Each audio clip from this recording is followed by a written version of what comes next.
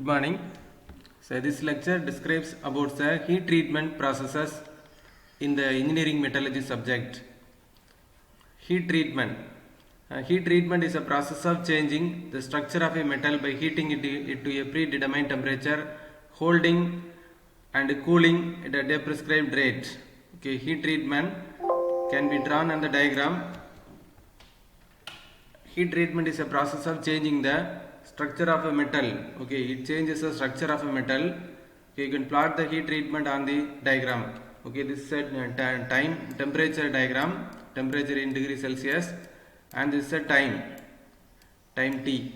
Okay, so heating at a predetermined temperature, heating to a predetermined temperature. Usually it is heated above the recrystallization temperature. Okay, then holding at this temperature for a prescribed period of time. It is cooled at this temperature for 2 hours or 3 hours, and cooling it to a prescribed rate. Okay, it may be cooled in air, it may be cooled in water, or it may be quenched in water, or it may be cooled in furnace. So depending upon the type of cooling, it may be classified into annealing, normalizing, and hardening. Okay, so it changes the structure of a metal, and the heat treatment process relieves stresses present within the internal stresses and residual stresses present within the material. Heat treatment induces phase transformation that greatly improve mechanical properties such as hardness, strength, ductility, toughness, and wear resistance. Heat treatment is an essential process for dies and tools because the tools should have greater hardness and should have greater strength, ductility, and toughness, and wear resistance. And most of the automobile components like piston, pin, and most of the parts which are subjected to wear and tear are subjected to heat treatment processes. Okay. Heat treatment is defined as an operation or combination of operations which involves heating and cooling of a metal or alloy in a solid state to obtain desirable properties. So you can get desirable properties using heat treatment processes. So the purpose of heat treatment: to harden and strengthen metals, to relieve internal stresses, to improve machinability, and to improve ductility and toughness, to increase wear and corrosion resistance of metals, to improve electrical and mechanical properties of metals, to refine grain size. These are all the different purposes of heat treatment processes. There are different types of heat treatment processes: annealing, normalizing, hardening, tempering, maraging, astempering, and martempering. Annealing, if it is cooled in, okay, we have seen it is heating, then holding, then cooling. If it is cooled in furnace, it is called as annealing process. If it is cooled in air, it is called as normalizing process. If it is cooled in water or in oil, it is called as quenching process or hardening process. Okay, so in annealing it is at furnace cooling, it is cooled in furnace.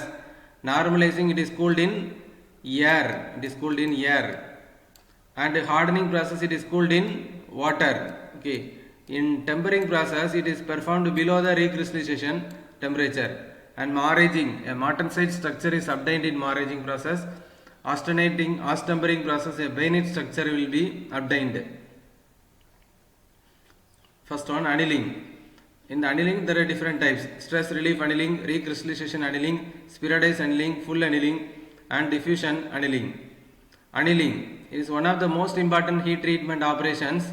Okay, you can draw it on the same diagram. So time and temperature and time, and heating to a particular temperature, holding at this temperature for some time, 2 to 3 hours, and then 30 to 60 hours, and furnace cooling in furnace. Okay, so in the annealing process, it is mainly applied to steel. Okay. Annealing process consists of heating the steel to a predetermined temperature, holding at this temperature for some time, and cooling slowly to a predetermined rate. Okay. So it is heated above the recrystallization temperature 723 degrees Celsius. So metal is held at this temperature in furnace. Okay, and it is also cooled in furnace. The holding time ranges from 30 to 60 minutes per ton of the charge. Excessive heat may lead to overheating of steel which acquire coarse grain structure and is called overheating. So this is annealing process.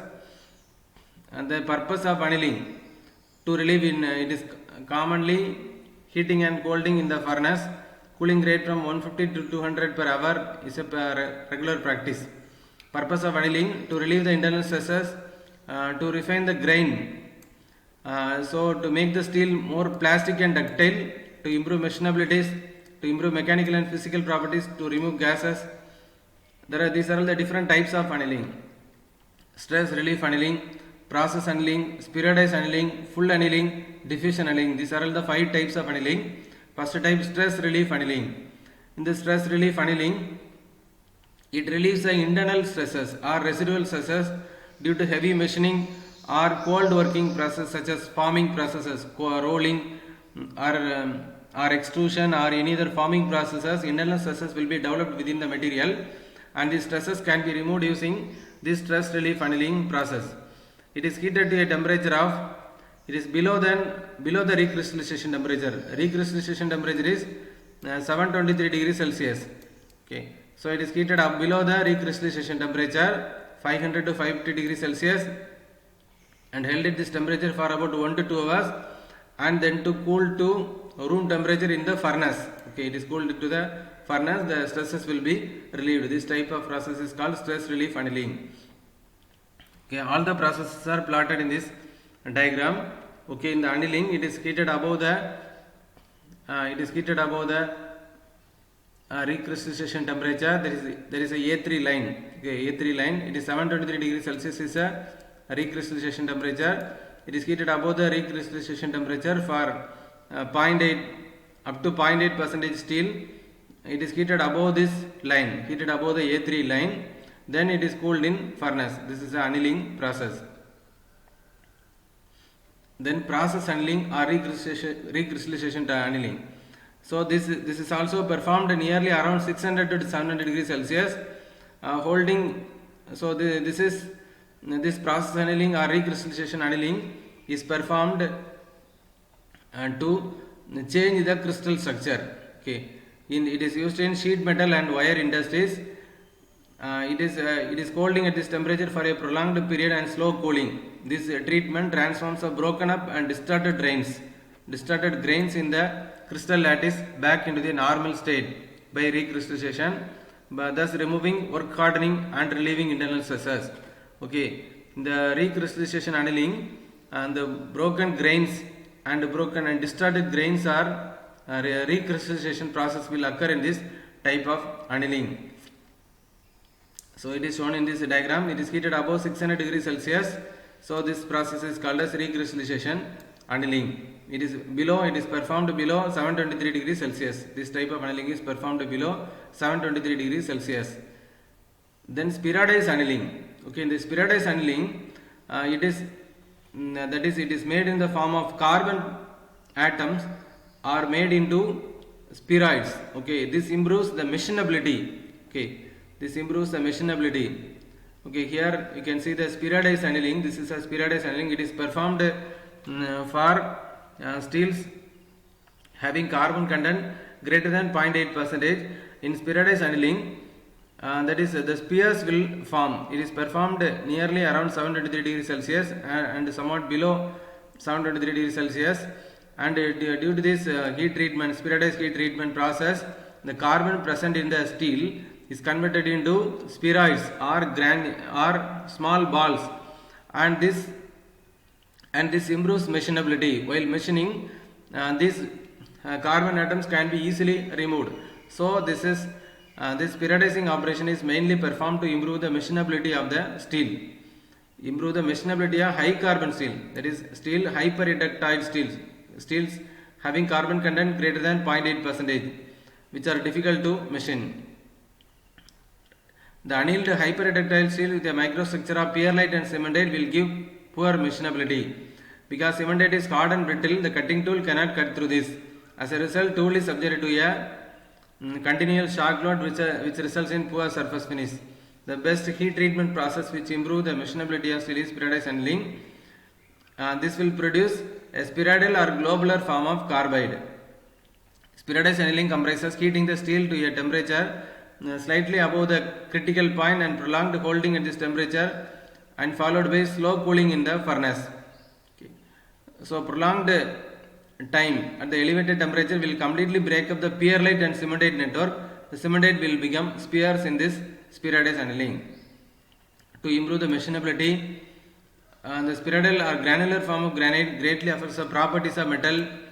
Medium carbon steels are sometimes spheroidal annealed to obtain maximum ductility, prevents cracking of steel during cold forming operations. Better strength and ductility can be obtained.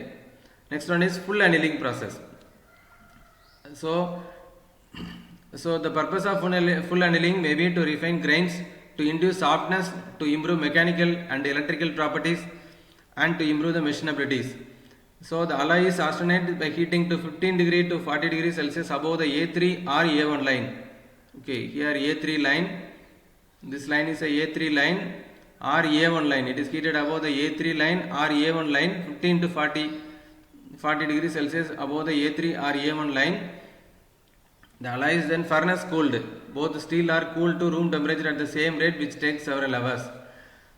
So the microstructural product of this annealing process is coarse pearlite. Okay, coarse pearlite that is relatively soft and ductile. The full annealing procedure is time consuming. However, a microstructure having small grains and uniform grain structure results. Because of very slow cooling involved, austenite decomposes at low degrees of supercooling so as to form pearlite and ferrite structure, pearlite cemented structure in hyperductile steels. It is to be noted that hyperductile steels are heated above AC3 line and hyperductile steels are heated above A1 line. Okay. Then homogenizing. And that is, it is heating that steel to a temperature of 1100 to 1100 degrees Celsius. It is above the recrystallization temperature. Prolonged holding at this temperature for 10 to 11 hours, and this will homogenize a structure. That is, grains will become of the same structure. Okay, coarse structure will be obtained, but all the grains will become of the same structure. Okay, so the homogenizing heat treatment process is shown in the graph. It is a homogenizing process. Okay, it is heated above 1100 degrees Celsius and holding at this for a very long time, 8 to 10 hours, and due to this all the granules become, that is all the crystal becomes of the same structures, homogeneous. It will become homogeneous grains, so it is called as homogenizing process. Then normalizing process.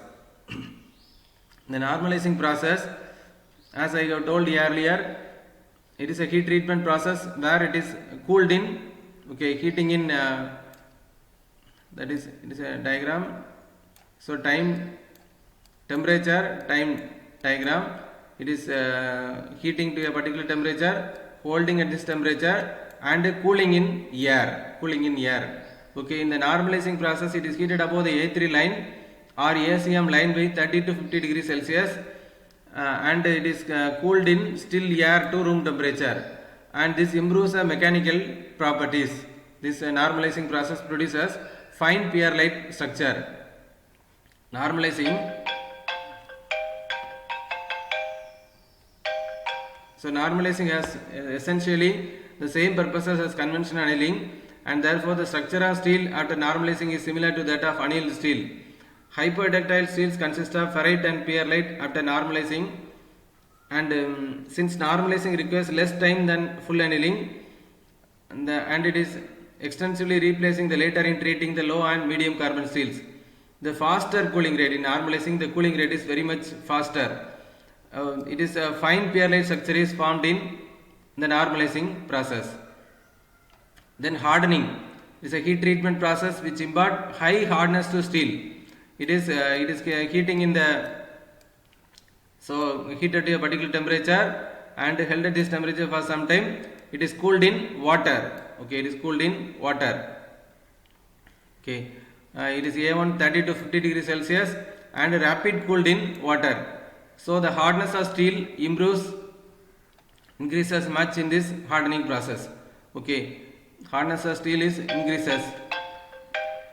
So after quenching, steel acquires high hardness, but at the same time high internal stresses develop and it becomes brittle. Hypohydratite steels are hardened to form above A13 line.